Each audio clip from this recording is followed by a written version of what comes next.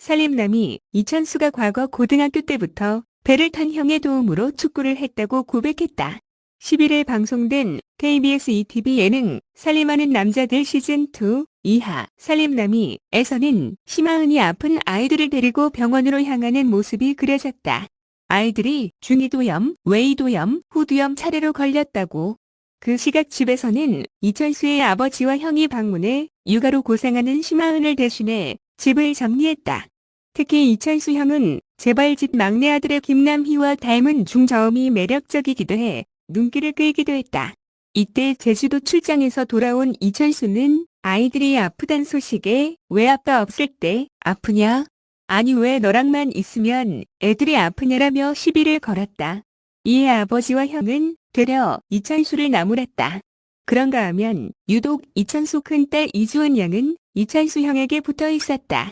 이에 심하은은 주은이 임신 때도 그랬고 주은이 낳고 3개월 만에 워킹맘이 됐는데 아주버님이 항상 도와줬다. 어릴 때 큰아빠 집에 가면 주은이 칫솔, 치약, 화장품, 잠옷 다 있었다. 아기 키우는 집처럼 큰아빠 집에 가면 동생들 신경 안 써도 되니까 엄마나 큰아빠 집에서 자고 오면 안 돼? 라고 물어본다. 1박 2일로 큰아빠와 데이트를 하고 온다라고 설명했다. 이천수 형은 인터뷰를 통해 그때 당시 재수 씨는 낯선 인천에 본인 혼자이지 않나. 저 나름대로 짠했던 것 같다라며 이천수와 다른 배려심 넘치는 모습을 보였다. 그러자 심하은은 이천수에게 솔직히 주웅이 기저귀 안 갈아봤잖아라고 물었고 이천수는 나는 돈 벌었잖아. 기저귀는 그냥 나오냐라고 외쳤다. 그러자 이천수 아버지는 옆에 공동묘지 가봐라. 핑계 없는 무덤이냐라며 나무랬다. 이천수 형 역시 너 거기가 있는 동안 얼마나 고생했겠어라고 핀잔을 줬다. 이후 이천수 아버지, 이천수 형을 비롯해 이천수 가족들은 한자리에 모여 식사했다.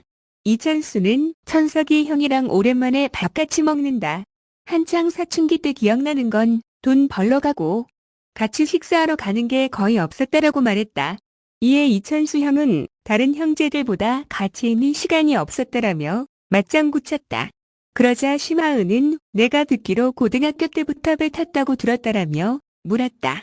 이에 이천수는 고등학교 시절이 제일 중요했는데 아빠도 어떻게 보면 회사가 문제가 생겨서 엄마도 세차장 일을 하고 있지만 제가 운동하는 친구들이 돈이 좀 들다 보니까 형이 배를 타면서 그 돈으로 제가 합숙비를 내고 축구화를 사고 그래서 축구를 했었던 기억이 있다. 형만 보면 미안하다라고 고백했다. 특히 이천수는 과거 추운 겨울 모자와 장갑을 끼고 일을 하러 나가는 형의 모습이 제일 싫었다고. 겨울이다. 내가 엄마랑 거실에서 자고 아빠가 안방에서 잔다. 새벽에 일어나서 춥지 않나? 추울 때 모자와 장갑을 챙겨 쓰고 나가는 모습이 안쓰러웠다라며 해상했다. 이에 이천수 형은 배를 타는 게 벌써 있었다. 차 100대를 싣고 주차를 시키고 밖에만 있었다라며 군대 가기 전 3년간 배를 탔다고 전했다. 그러면서 이천수 형은 인터뷰를 통해 그 당시 제 친구들은 일반 회사원 봉급이 70만 원, 전 150만 원이었다. 거기에서 100만 원가량 동생한테 들어간 걸로 알고 있다. 나머지는 생활비에 보탰다라며 당시 상황을 설명했다. 그러자 이천수는 형은 근데 내가 번 돈으로 내가 운동해서 성공한 거야가 지금까지 단 한 번도 없었다.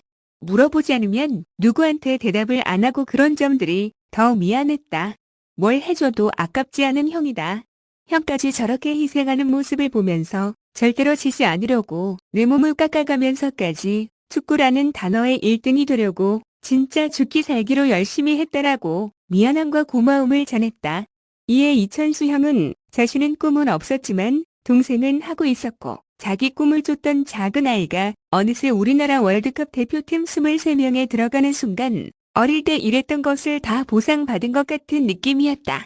세상을 다 가진 기분이었다라며 자랑스럽고 소중한 존재라며 애정을 드러냈다. 그러면서 저에게는 심장 같은 존재다라고 말해 감동을 자아냈다. 한편 그동안 건강과 체질 개선을 위해 고기를 끊었던 조동혁은 TV를 보던 중 곡이 나왔고 넋을 놓은 채 보고 있었다. 결국 조동혁은 장동혁에게 전화해 금육 포기를 선언했고 이에 장동혁은 황충원, 줄리엔 강과 함께 조동혁을 위한 서프라이즈 육식 파티를 준비했다. 돼지고기를 시작으로 소고기, 양고기, 소시지, 떡갈비, 사골뼈 등 육식의 모든 것을 준비한 것.